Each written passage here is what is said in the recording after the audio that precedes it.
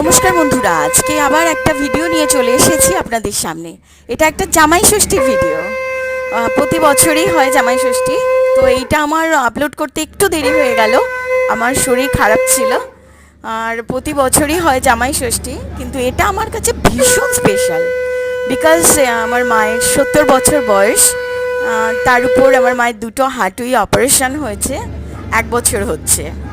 তো কি সুন্দরভাবে দাঁড়িয়ে জামাই ষষ্ঠী করছে দেখুন আমার মা।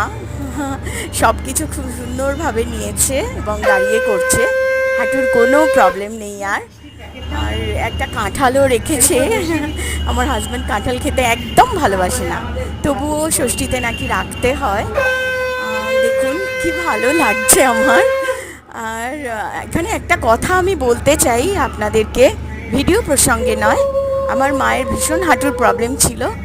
আপনাদের যদি কারোর এরকম হাঁটুর প্রবলেম থাকে, ভীষণ কষ্ট পায় আপনাদের মায়েরা, তবে আপনারা হাঁটু অপারেশন করিয়ে নেবেন, ভীষণ ভালো থাকবেন।